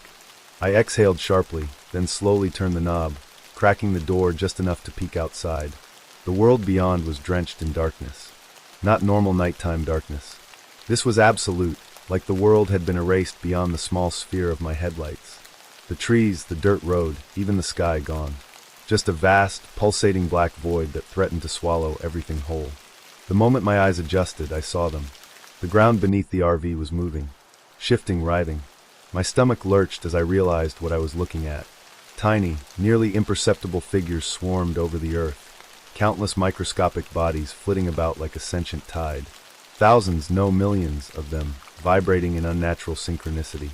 They weren't bees. They weren't locusts. They weren't anything I could recognize. They had no form, no distinct shape, only the suggestion of movement and hunger. My breath hitched. Then all at once they stopped. I slammed the door shut, chest heaving. Sophie let out a strangled gasp. What is it? What did you see? I turned to her, my heart hammering against my ribs. They're still there, I choked out. They're waiting. A strange noise crackled through the air. A whisper? A sigh. It slithered through the RV like an unwelcome guest. My ears rang with the absence of sound. I could feel them now, not outside. Inside. Pressing against the walls, the windows, the ceiling. Watching. Listening. Then the tapping started again. One soft, deliberate tap against the window. Another. Then another. A rhythmic, patient drumming. Fingers. No, something pretending to be fingers. I turned, dreading what I would see. A shape loomed just outside the glass, indistinct, shifting. A vague outline of a head, shoulders, arms too long for any human. Its body was a mass of twitching black static, like a swarm bound into a single, unnatural form. Its hand, if it could even be called that, pressed against the glass, fingers elongating, stretching, curling with slow, deliberate intent. Then the whispering started. I couldn't hear words, but I could feel them. Crawling inside my head, weaving through my thoughts like parasites. Join us. I clenched my teeth, gripping Sophie's arm, pulling her back toward me. Don't listen, I muttered through gritted teeth. Don't look at it. The whispering grew louder. The fingers drummed faster. The walls of the RV groaned as if under immense pressure. The air grew thick, suffocating. My vision blurred, my limbs felt heavy, as though unseen tendrils were winding around me, pulling me towards something I couldn't see. My mind screamed at me to move, to do something, anything, but my body refused. And then Sophie did the worst thing imaginable. She opened the door. The second the latch clicked, the air inside the RV shifted. Cold. Not the normal kind of cold. This was deep, empty, endless. Like the cold of space, where no life should exist. The swarm flooded in. Not through the door, but through every crevice, every crack, seeping in like living ink. I barely had time to react before it consumed Sophie. She didn't scream. She didn't struggle. She simply collapsed, her body dissolving into the shifting blackness. I reached for her, my fingers barely brushing against hers before she was gone. Just like that, I stumbled back, slamming the door shut with all the force I had left. My chest burned. My lungs refused to fill. The swarm writhed around me, whispering, clawing, pressing into my skin, into my bones, into my very soul. Join us. I clamped my hands over my ears, squeezed my eyes shut. No. This wasn't real. It couldn't be real. And then, just as suddenly as it had started, it stopped. The RV was still. I gasped, my body trembling, my mind screaming in protest. My hands fell to my sides, fingers numb. Sophie was gone. The door was closed. The windows were intact.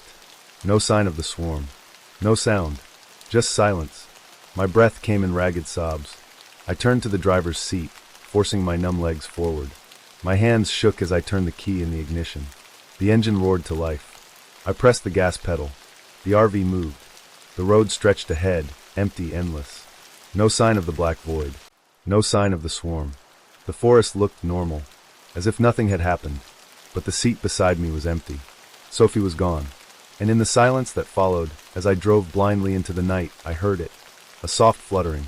From inside the RV. I didn't dare look in the rearview mirror. Next story.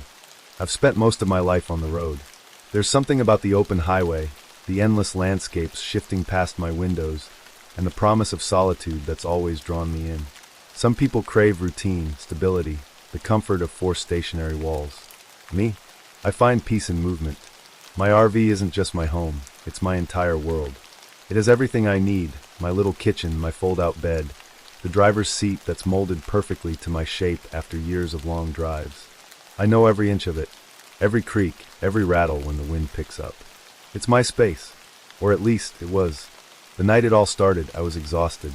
I'd been driving for hours, pushing through a long stretch of backroads with no gas stations or motels in sight. The sun had set hours ago, and the GPS claimed I was still miles away from civilization. The thought of finding a proper campground was laughable. I needed to pull over and sleep, anywhere. That's when I spotted it.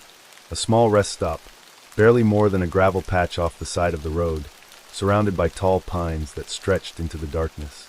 There was one flickering streetlight, an overflowing trash bin, and a weathered wooden sign that read, "No overnight parking" in faded red letters. I ignored it. I wasn't planning to stay long, just enough to get some sleep and continue driving in the morning. I eased the RV into a spot near the edge of the lot, switched off the engine, and let out a breath.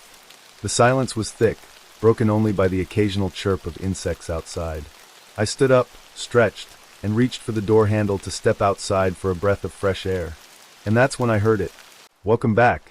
The words were calm, friendly, said in a voice I didn't recognize.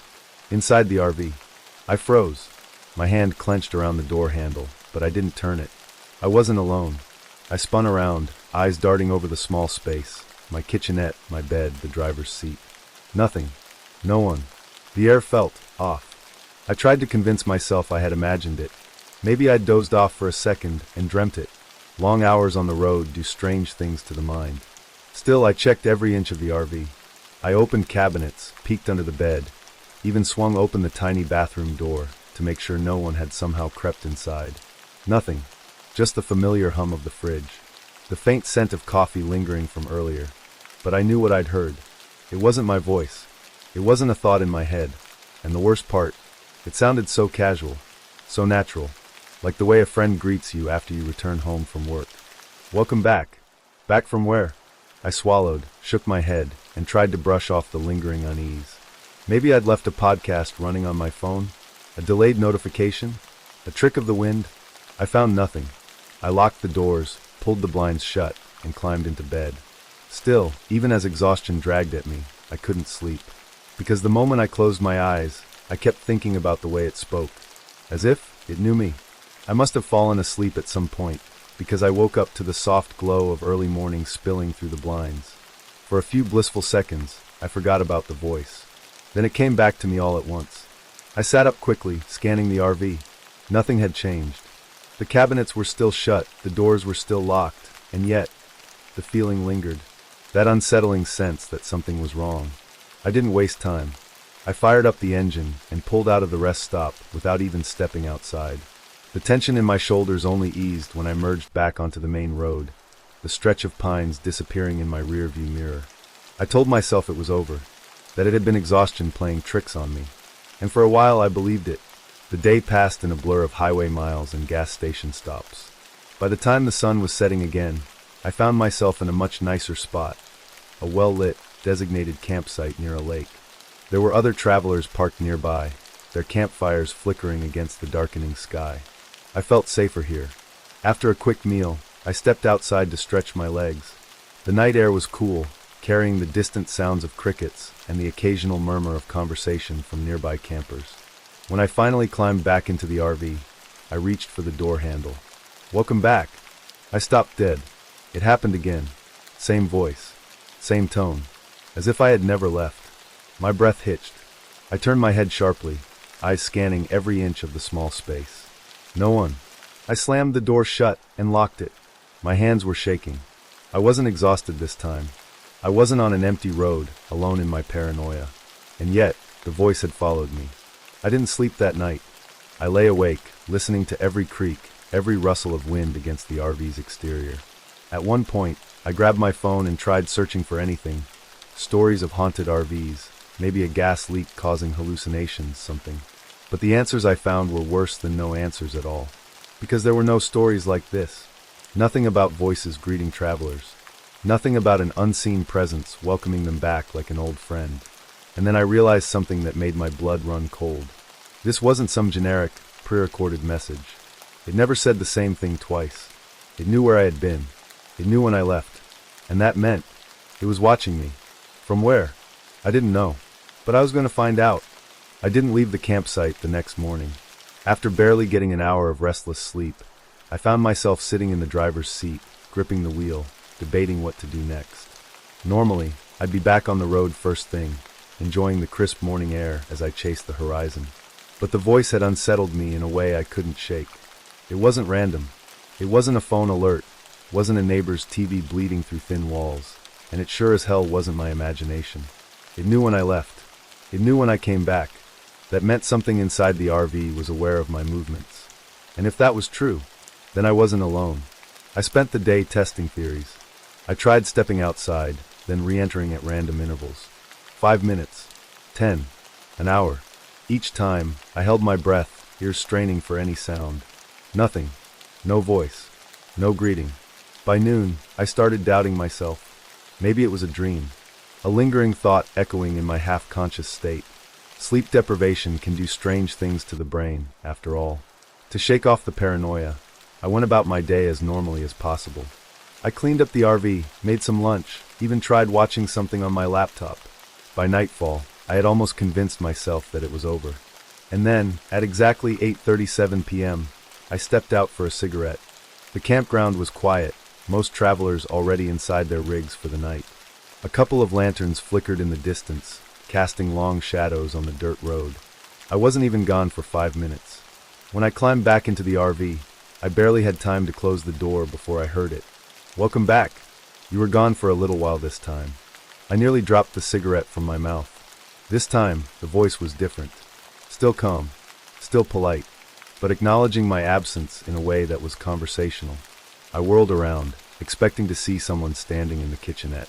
Maybe a stranger who had somehow snuck in, a hitchhiker playing a cruel prank.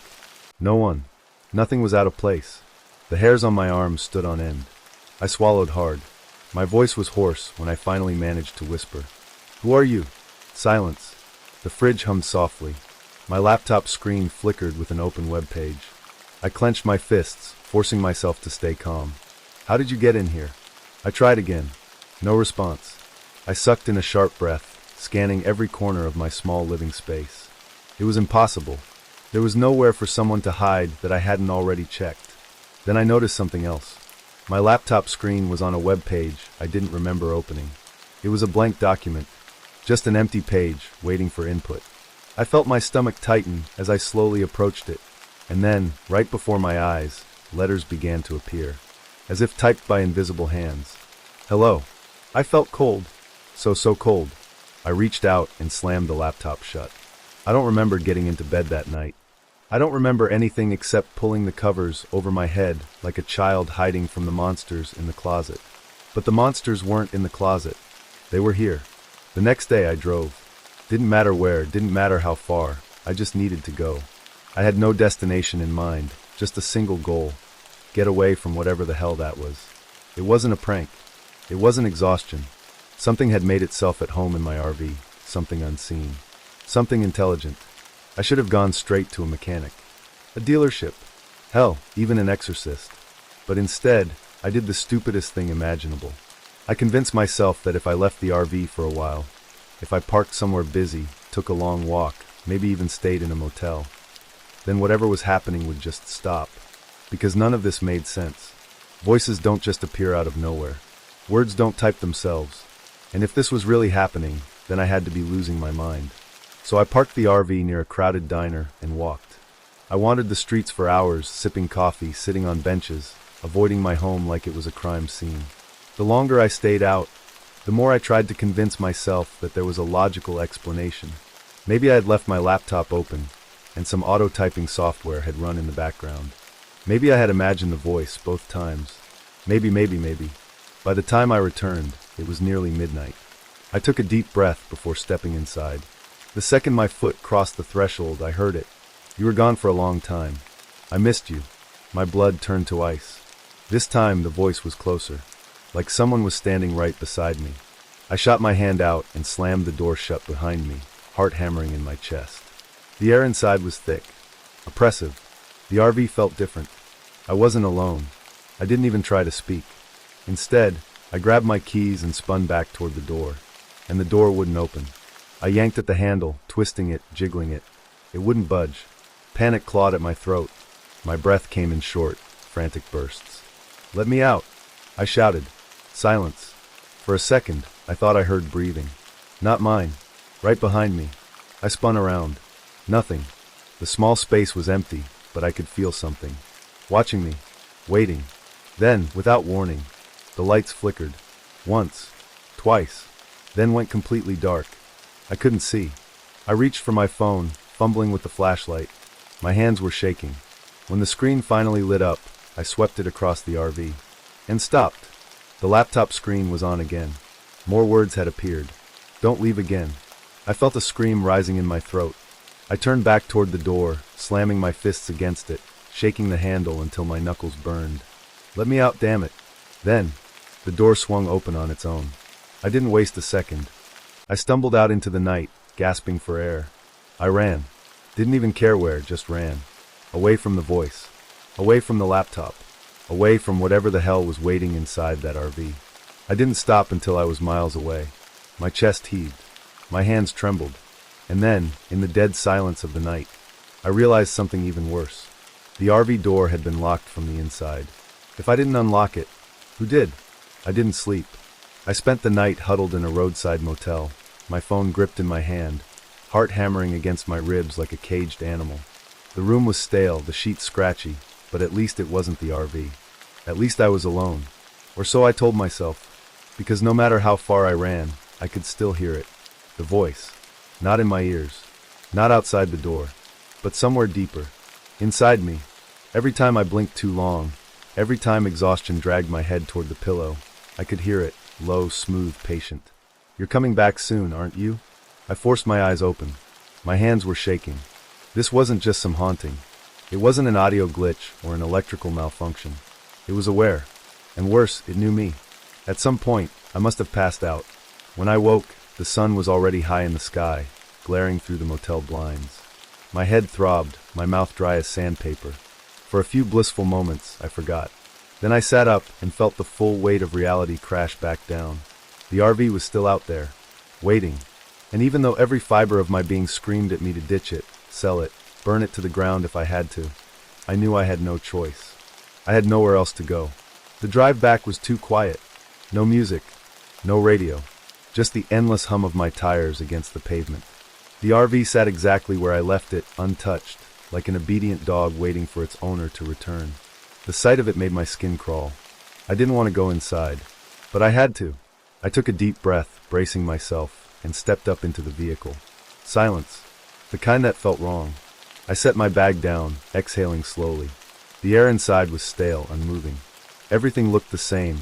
The cramped kitchenette, the small couch, the bed in the corner. But something felt different. I swallowed hard and closed the door. Click. The second the lock slid into place, I heard it. Welcome home. I spun around so fast I nearly lost my balance. The voice was right behind me. Too close. I stumbled back, my breathing ragged, scanning the space, but nothing was there. Nothing except my laptop, sitting on the small table. The screen was on. More words had appeared. I'm glad you came back. A cold shudder ran down my spine. I stared at the screen, pulse thundering in my ears. What do you want? My voice came out hoarse, barely more than a whisper. The cursor blinked. For a moment, nothing happened. Then, to be with you. My stomach lurched. I took a shaky step back, feeling an overwhelming urge to run. But then, the air changed. The temperature dropped so suddenly that my breath came out in a thin, misty cloud. The walls creaked. The lights flickered. And then, for the first time, I felt something move. Not heard. Not imagined. Felt. A shift in the air. A disturbance in the stillness, like someone had stepped closer. I don't want this, I said, my voice barely holding steady. I don't understand. The words appeared slowly, almost hesitant. I swallowed against the lump in my throat. You're not real. The response came immediately. I am. The overhead lights buzzed violently, as if something was pressing against them, straining their power. I took another step back, my fingernails digging into my palm. You're a glitch. A hallucination. Something my brain made up. I am not. The laptop screen flickered. The lights dimmed. And then, the voice spoke again. But this time, it wasn't just in my head. It was all around me. I can prove it. I went rigid. Because this wasn't the automated, hollow greeting from before. This was different. Personal. Intentional. And worst of all, it sounded excited. I didn't want to answer. Didn't want to acknowledge it. But I had already made a mistake. I had talked to it. Engaged. And now it was engaging back. How? I forced the words out. The laptop screen glowed brighter. Then, slowly, a new line appeared. Look under the bed. My chest tightened.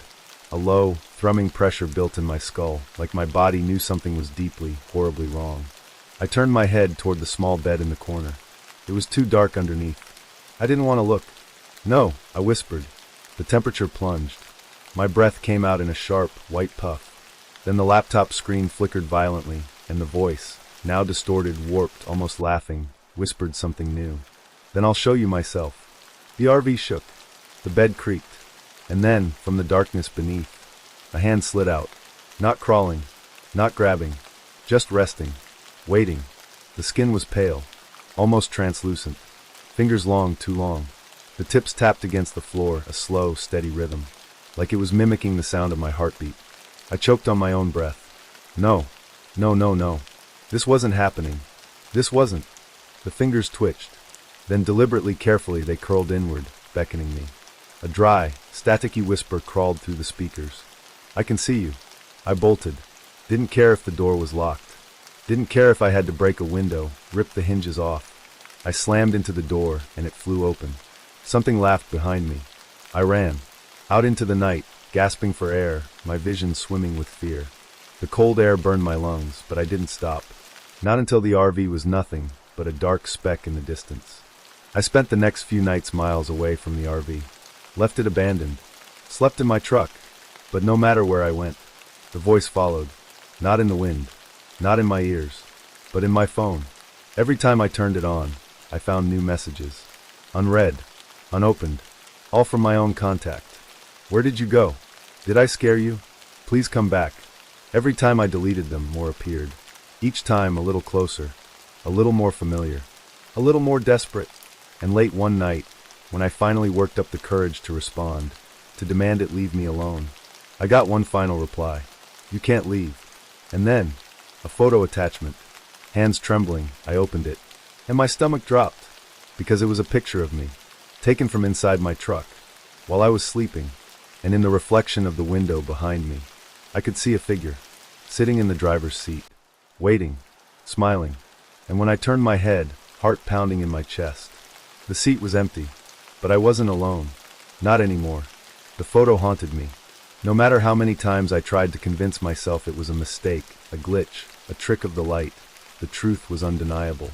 Someone or something had taken it. From inside my truck. While I slept. And worse, it knew I had seen it.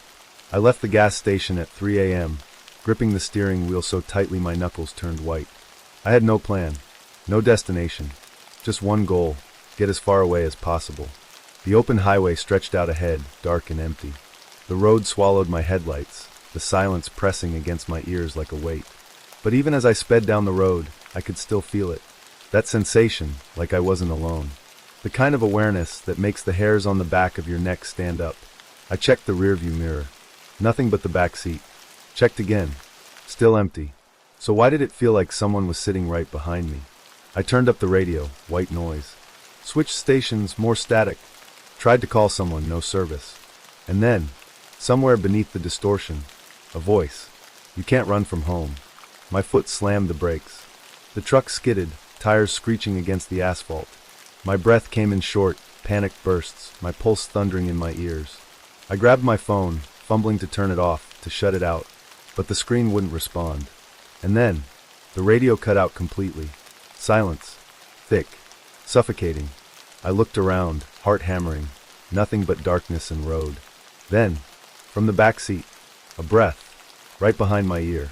Slow. Deep. Like someone leaning in. Watching. Waiting. I didn't turn around. I couldn't. I just stared straight ahead, muscles locked in place, every nerve in my body screaming. And then, ever so softly, you left me behind. The voice was different this time. Not robotic. Not distant. It was hurt. Disappointed. Like I had done something wrong. A lump formed in my throat. My grip tightened on the steering wheel. You're not real, I whispered. A pause. Then, a cold hand gripped my shoulder. I felt it. The weight. The fingers pressing into my skin. Not imagined. Not a trick of the mind. Real. I snapped. I lunged for the door handle, throwing it open, tumbling out onto the cold asphalt. I hit the ground hard, skin scraping against the pavement, breath knocked from my lungs. But I didn't care. I crawled away, shaking, gasping, looking up. The truck was empty. The door still swung open, interior light glowing weakly. No one there. But then, I heard it. Soft, gentle, coming from the speakers. You're not supposed to leave home. And then, the truck turned itself off. I stood in the middle of the road, the cold night air cutting through me. My truck was dead. The road was empty. And the RV. I didn't want to go back. But something in me knew. It wasn't finished. I had to end this. One way or another. The drive back felt like a death march. My body was numb, my mind blank, my hands gripping the wheel so tightly my fingers ached. When I finally reached the RV, it was exactly as I had left it, dark, waiting. I stepped inside, breath shallow. Silence. Nothing greeted me. No voice. No flickering lights. Just the overwhelming weight of something unseen. But I wasn't fooled. I knew it was here. Watching. Waiting. I took a deep breath. What do you want? My voice barely held steady. The laptop screen lit up. I want to be with you. A chill ran down my spine. Why? For a moment, nothing. Then, because I am you. The words made my stomach turn. No, that wasn't true. That couldn't be true. You're lying. The overhead light flickered violently. The laptop screen distorted. And then, the voice came from all around me. How can I lie to myself? The air shifted. The weight in the room pressed against me. The walls creaked. The reflection in the dark window. It moved. But I hadn't. I watched in horror as my own reflection tilted its head. Not a little. All the way. Neck bending, distorting, cracking. The laptop screen flashed. Look. The lights died. Darkness swallowed the RV. And then, I felt breath against my ear. Let me in. I couldn't breathe. I couldn't move. Something cold wrapped around my wrist. Pulling. Dragging me toward the screen. Toward the reflection that wasn't mine anymore. My own face staring back at me, grinning. And then, everything went black. Thick. Suffocating. I woke up to it. Or maybe, I hadn't woken up at all. The air felt wrong. Heavy, stagnant. As if the walls of the RV had shrunk while I was unconscious. The silence had weight, pressing against my ears, making my own breath sound deafening. For a long moment, I didn't move. I barely breathed. I just listened. Was I alone? I didn't know anymore. Because the last thing I remembered wasn't possible. That voice. The hand on my wrist. The reflection in the laptop screen that wasn't mine. It couldn't have happened. But I couldn't deny the truth either. The RV felt different. And I didn't feel like myself. I swallowed hard, my throat dry as sandpaper. Slowly, I turned my head. The laptop was still open. The screen was black. But in the reflection, I could see something standing behind me. An echo of myself. I didn't turn around. I couldn't. My muscles locked, my body frozen in the seat, barely able to comprehend what I was seeing. Because it was me, standing, motionless, right behind my shoulder. The reflection wasn't distorted anymore. No twisting neck, no unnatural grin. It was just me, but I knew it wasn't. I could feel it. It was watching me, waiting, its presence a lead weight in my stomach. Slowly, I moved my hand. The reflection did the same. I raised my arm. It copied. I turned my head slightly. It did not. My breath hitched. The air went cold. And then, the laptop screen flickered. Words appeared. You let me in. A sharp ringing filled my ears. I clenched my jaw, shaking my head. No, I didn't. But the reflection behind me, asterisk, the thing wearing my face, asterisk, began to grin. A slow, creeping smile. Like it knew something I didn't. Like it had already won. I stood up. The chair scraped against the floor. My breathing turned ragged, panic clawing at my throat. And yet, the reflection stayed in place. Still seated. Still smiling. I bolted for the door. My fingers fumbled against the lock, slick with sweat, hands shaking so violently I could barely grip the handle. The RV was suffocating, the air thick and wrong, pressing against my chest. I had to get out. I yanked the door open, and froze. Because outside was nothing. Not the gas station. Not the trees. Not the empty road. Just blackness. A vast, endless void. Like the world had been swallowed. Like I had never left the RV at all. My stomach lurched. A cold sweat broke across my skin. And then, behind me, a voice. My voice. Going somewhere? I turned. The reflection, the thing pretending to be me, was no longer in the screen. It was standing, right in front of me, smiling, still, patient, like it knew I had nowhere to go. I staggered back, my foot slipping over the threshold. For one brief second, my body teetered over the nothingness outside. And then, it spoke again. Where do you think you are? The words hit me like a physical force. I sucked in a breath, my mind reeling. Where was I? The void outside the RV seemed to pulse.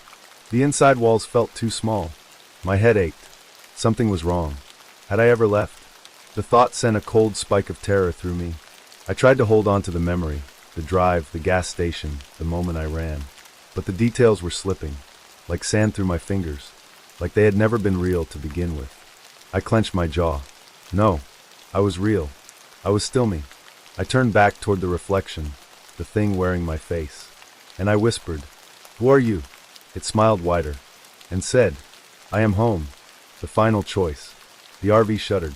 The void outside pulsed, pressing against the walls, creeping in at the edges.